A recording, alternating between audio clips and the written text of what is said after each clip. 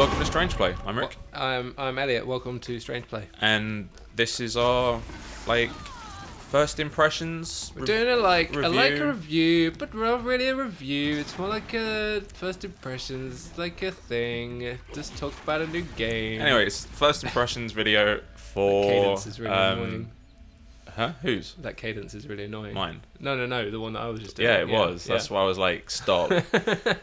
So this is for Horizon Zero Dawn, which Elliott has been playing. I have been playing. How are you finding it? I fucking love this game. Yeah? Yeah, it's no secret to you that I like open world games, open world sandboxes. Yeah, I'm always playing one in some form. Yeah. Big fan of the Grand Theft Auto series. Pretty much the only thing I've ever seen you play, apart from Grim Fandango. It's only ever really been open world games. Yeah, I mean, I think a lot of it stems from the amount of time I spent playing World of Warcraft. That makes sense. Because I'm just used to having a game where you can either do everything or you can just do nothing. Yeah. And it doesn't matter. There's no nothing's going to happen to you if you just stand around by a river for a little while. Yeah. Or something, or you can just go and look at some scenery or whatever. Just explore a little bit. Yeah, exactly. It's like there's a world. Track. It's a world. It's not a level. It's not got some scripted event that I'm walking through, and once that does happen, obviously, in the bulk of the game, you're just running around in open space. So tell me about the game. What do you do?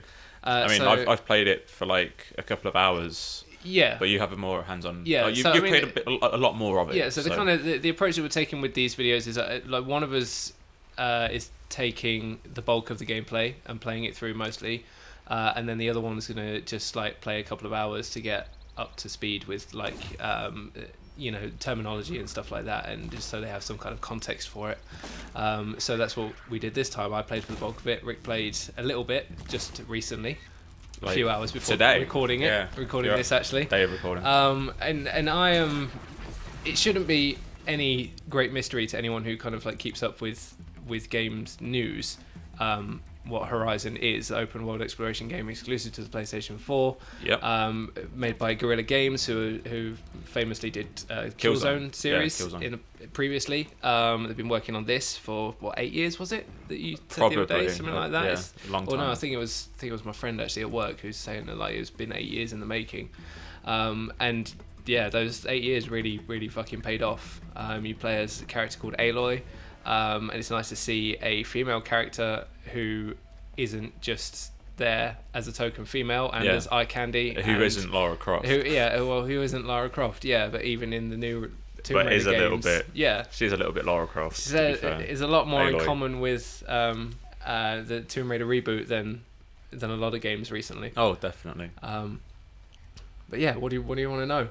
Everything, how... we fight robot dinosaurs in it. It's pretty fucking badass. Aloy is a hunter. She's been raised as a hunter. She's pretty fucking good at it as well. Tell me about the combat.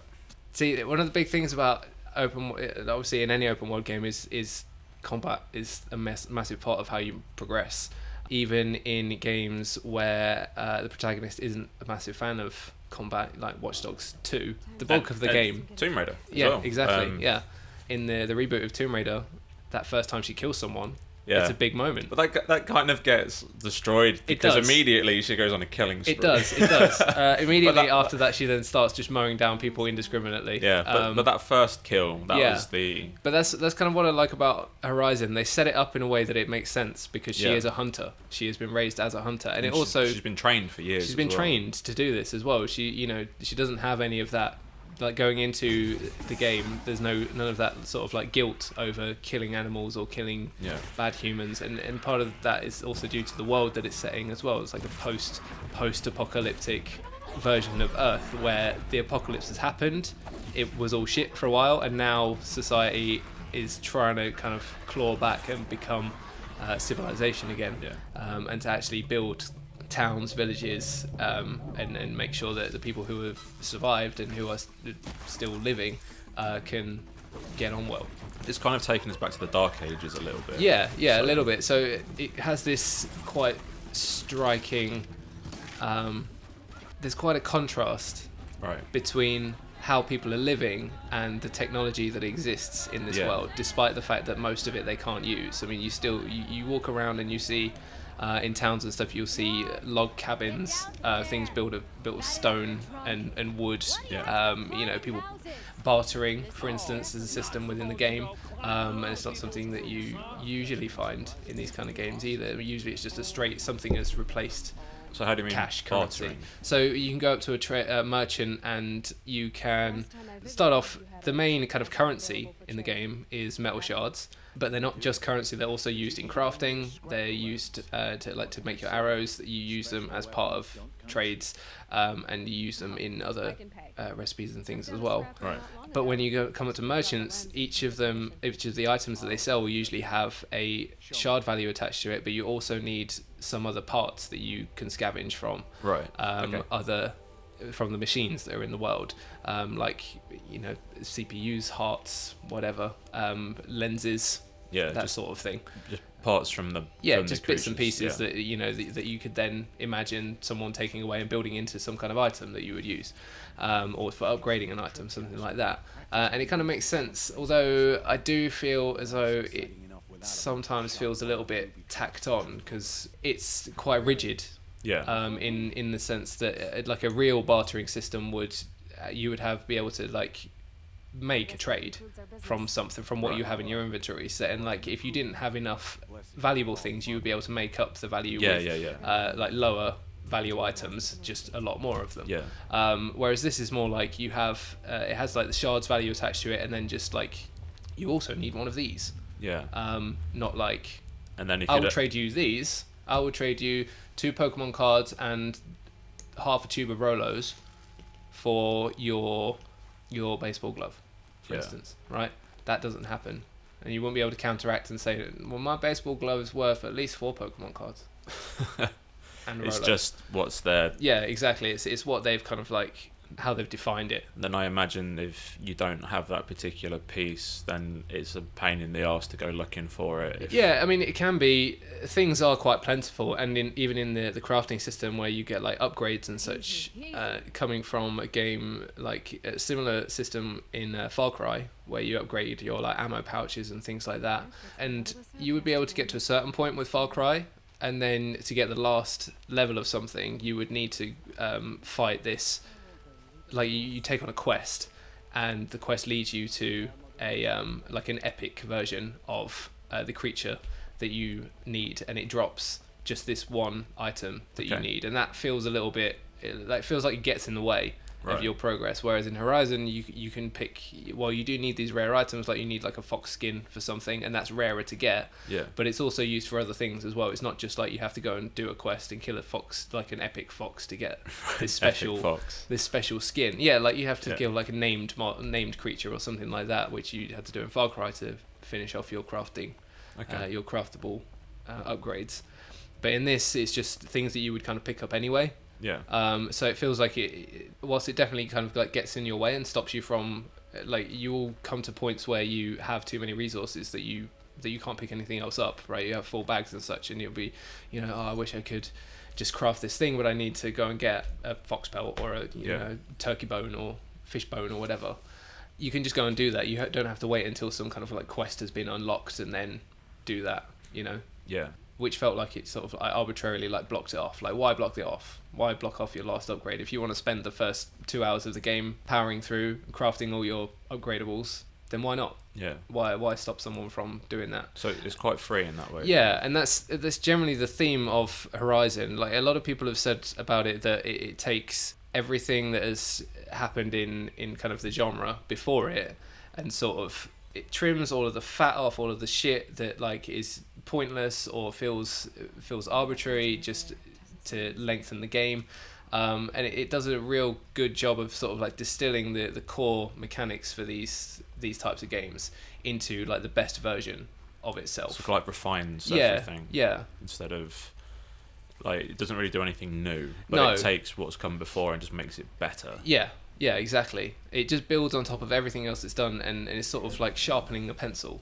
type situation. And it really shows as well. I mean, there's all sorts of like small things that I wrote some down on my old phone that I liked about, like that I've been referring to as like quality of life improvements. So being able to tell whether something is worth looting just by the color of the icon.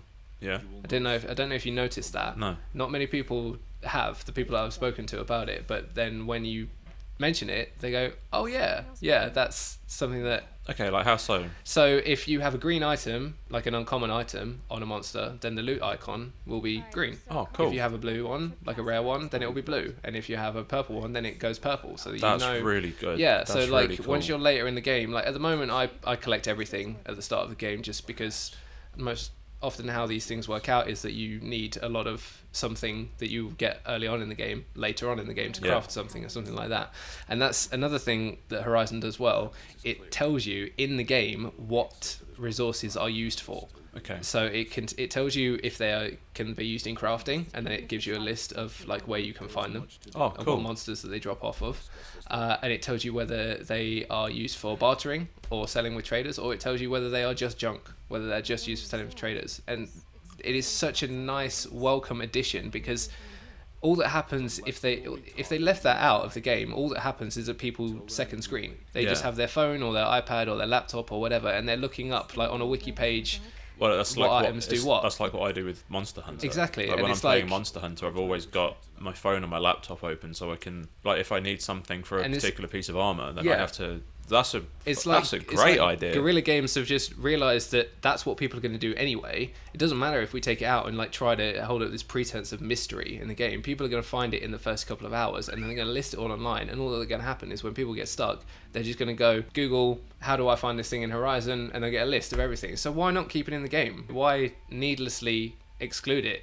You know, if people are going to go looking for that information anyway. That is a fantastic idea. Exactly, yeah. And it's all sorts of things like that. And another thing as well that I only just noticed when you were playing it through is that if you have a quest that has multiple objectives, on the radar, the icons, although they're the same, they have like a number on them as well, like a 1 and like an I and an II, 1, 2, for which number objective that is that you're close to. Okay. I only just noticed that when you were playing it through, because I didn't really when I was playing it myself. But yeah, that seems pretty cool as well. Like, so they've streamlined like hunting and gathering, and questing and stuff. Exactly. Another thing as well, going back to loot, there are no long loot animations, which is just something that is, I mean, the Far Cry skinning animations and stuff like that, and even in The Witcher as well, if you skin an animal, there is a 10-second animation that plays out. Like in Far Cry, I think it's shorter in Witcher, but in Far Cry, it's like 5 seconds, 5, 6, 7 seconds or so, and it gets so irritating when you're going through the game, because if all you want to do is just go around and like farm some materials for something, you kill the monster, you go up to it, you go through this animation, and it's just like, okay, yeah, that's nice, but I just want to get on to killing the next thing. I don't want to have to fanny around with this. And Horizon is just, you press the button, you loot it. That's it. There's no like crouch, nothing. That's something that I liked, that I noticed. You've got to hold the button down to do things. Yeah. So it stops you from accidentally doing things. Yeah, from like accidentally getting rid of an item that you need, or picking something up that you don't want, or dropping something. You're learning a skill that you mistakenly. Yeah, it takes. You've got to hold the button down for a couple of seconds in order to do it. And I'm like, I like that, because there's been so many times where I've been playing something, and I'm just getting bored with the loading, and I'm just pressing buttons to try and get the dialogue boxes out, and then next thing you know, I've wasted it. I've wasted a point, and I've got to reload, or I've just got to live with it. Yeah. So I thought that was a nice touch as well. Yeah.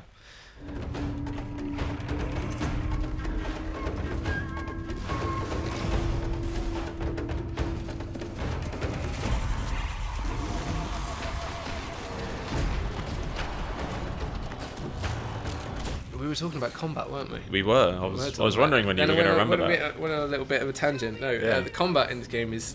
I always judge combat in games by how much of a badass it makes you feel. Yeah. And Horizon definitely makes you feel like a badass. If you pull something off in combat, I'm thinking about a very particular moment in the game when you were playing earlier today. It just looked cool, right? Just watching it play through. And then when you see it looking that good and it feeling that smooth, it makes you feel great about playing the game. It makes you feel as though you are the hero. And that's what games should do. Like, they should put you in the shoes of the person you're playing as. Yeah. I mean, it's why the Dark Souls games work so well, because combat is so refined, and when you get it right, you feel like a fucking god. Yeah. Like, if you take something down and you take like minimal damage from it, you play really well, you feel good about that. Like, yeah, definitely. It's very satisfying, and Horizon has that in spades. Yeah, like, I noticed that it was quite unforgiving. Though, as well. Like she's made of paper. Yeah, enemies hit hard. I died a couple of times just from really. I like the fact that it's stealth-based combat when you're hunting. Yeah. Because if you get seen and they charge you, you're fucked. Yeah. And I think that's really nice. Because I really like stealth games. Yeah. And I really just like creeping around and taking things out. Like even another Tomb Raider comparison. But when I was playing Tomb Raider, I did the whole thing with the bow and arrow. Yeah. Because it was just more fun to creep. And even like when I play Far Cry 4, because I spent so much time playing 3, that's how I went as well with the bow and arrow. Once you get that bow, I was like, this is all I'm going to use now.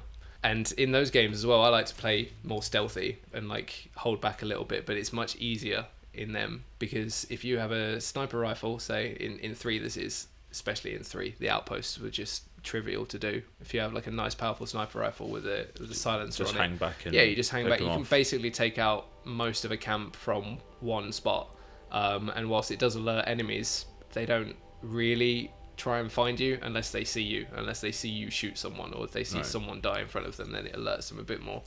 But in Horizon, you have bandit camps, and the first time I went up to a bandit camp to take it on, I thought, yeah, this is going to be easy, it'd be like 3-4 people in there, yeah, it'd be fine, do this. I only had a little while to play, it was quite late at night, so I was like, yeah, I'll do this real quick thing. Went along to the bandit camp. Nope, there's like 20-30 people in there, like, really? And they're all on patrols and they're holding hostages, and there's alarms, and yeah, it's big things. Yeah.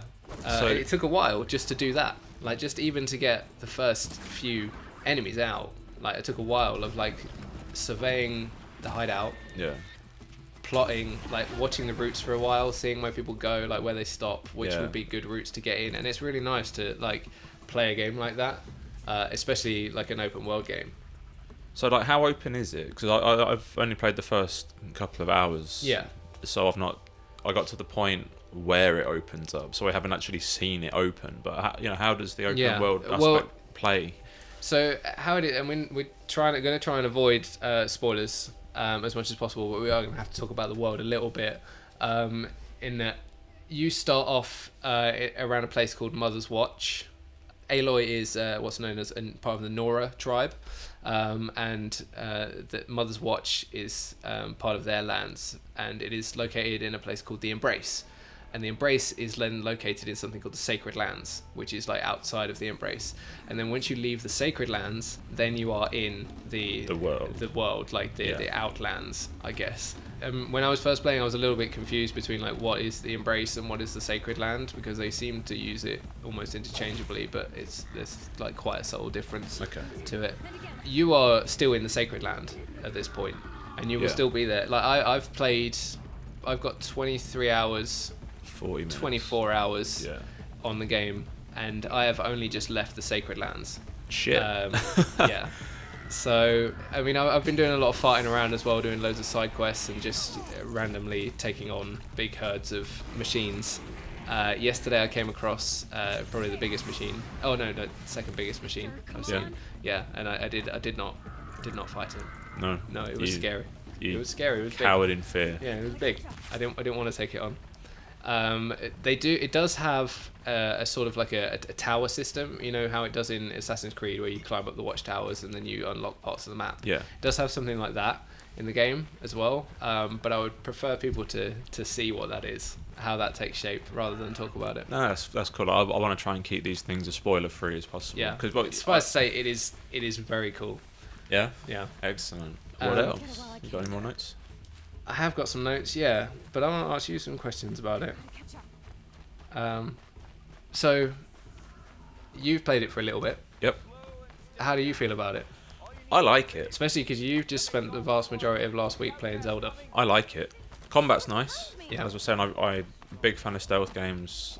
I really like the hunting aspect of it and the combat, and how if you fuck up, then you can reapproach it and just go, oh, hang on, how about try it a different way, and then get it right.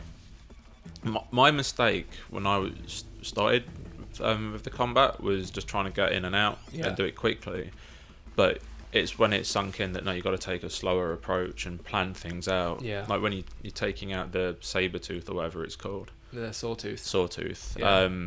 Yeah. It's no, you've got to lay traps. You've got to do this, and you've got to dispatch it quickly but smart at the same time. And there's not, at the moment anyway, there's not really a brute force option with a lot of the encounters that you come into. Like if you're fighting smaller enemies, then yeah, you can afford to be a bit reckless. But as soon as they start getting a little bit like harder, or there's more of them, it quickly becomes apparent that you can't just like run and gun your way through it, and that you will get fucked up, and they will catch you. And it's like one thing that I didn't like was the lack of traversal in the terrain.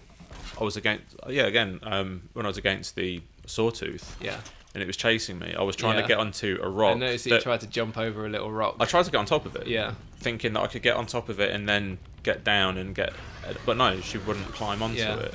And there just seemed like a lot of unnecessary invisible walls on the terrain. She doesn't like. That's why I was asking about the open world aspect of it. Like, does traversal... She doesn't handle like in an Assassin's Creed game where you can like hop and jump over everything and everything is climbable, and that's everything to an extent. But it's very fluid in the Assassin's Creed games. That's what it's all about. It's that.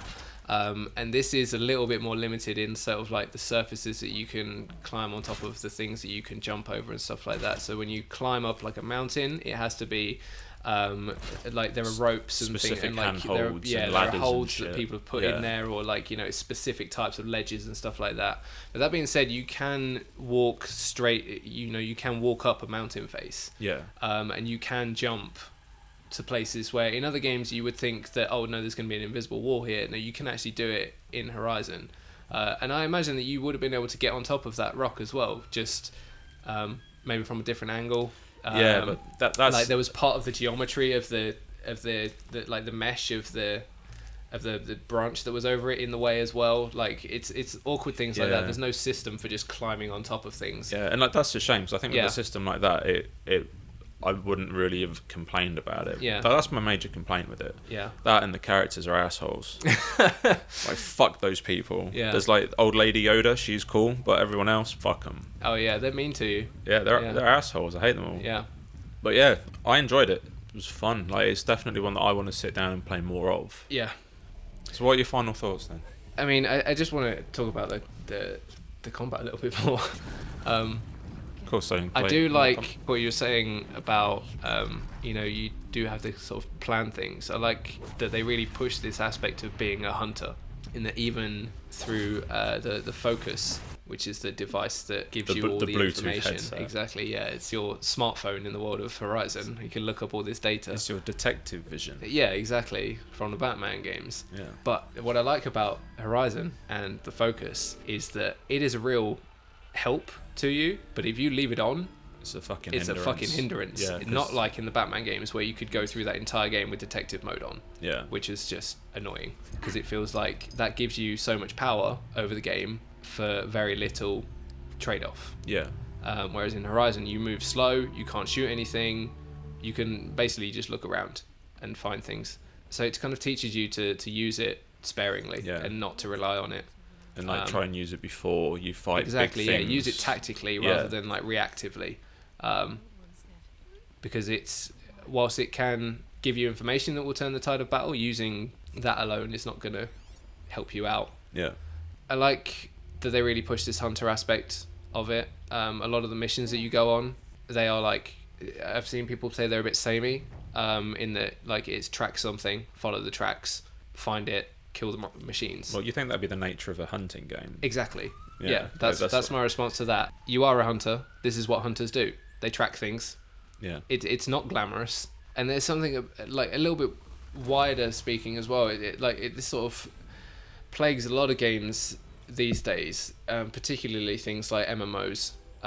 In the quests that you pick up, they don't make you feel like a hero. Like go and pick 10 flowers. Exactly. Go find these things in this box. Well, okay. I mean, you're just talking about how much of a badass I was doing that thing, and now you want to go and do busy work. Well, what the fuck? But you kind of enter this sort of mindset of well, I am just like, I am on this big mission. Like, I do have this main quest, and that is like some badass shit. Yeah. Like, I'm gonna find some things. Like, there's gonna be some cool set pieces. There's gonna be some cool memories from that. But along the way, gotta help people out. Yeah. And they don't have big overarching like, oh no, go and kill this demon. So that's what I say to people who say that quests and shit are samey and boring. Enrique, fucking hell. I don't know. I mean, people should just play this game. It's really beautiful. It's really beautiful as well, right? It looks very cool, yeah. It does look looks good. Stunning. I like the character design as well. Yeah. Like techno goths. Yeah, like yeah. cyber goths, Yeah. but It's like cyber Vikings. yeah, cyber Vikings is a perfect way of describing it. I just can't wait to play it more. You know, like it's a game that I get excited about just thinking about, and that's not happened for a long time. Yeah. Like it's like being back on the playground when I was like 14 or so, and like having a copy of official PlayStation magazine, pointing at pictures of Resident Evil 2 and going, oh my god, how good does that look? I want to play this game. Yeah, I remember doing that with Metal Gear Solid. Yeah, exactly. Yeah. Right, all just huddled around just talking about this game, and then when you get it, you play it, and then you go to school and you talk about it, and that's how it has been with Horizon as well, because there's lots of people at work playing it too. So it's nice to have that thing, and to have that thing be a game again. Even the big games, even like Witcher, I love Witcher. I think it's fantastic, but it didn't get me in this. Like, I have to play it and I want to talk about it with people. Maybe because I played it after the initial hype, like I tend to do with a lot of games, because I don't have much time to play. But yeah. I'm glad I jumped on this one and have got involved with it. I'm really looking forward to how it plays out. The world really interests me. Just the fact that it is on Earth and it's a future, and from the little bit of hinting at it that there has been, like through like picking up data points and things like that, it feels like it's trying to tell a story of a world that ended up perhaps being not too dissimilar from ours, and making some of the decisions that we made, or potentially could make in the future. So a little bit like WALL-E. Yeah, in that kind of regard. Yeah, maybe like a hey, maybe think about the things you do today, because you know then you might end up living in a world with giant robot dinosaurs want to kill you. Which, I mean, that might be some people's idea of cool, but it's pretty fucking terrifying to me. Yeah, right. Yeah, I can't wait to play it again. Basically. Awesome. Yeah.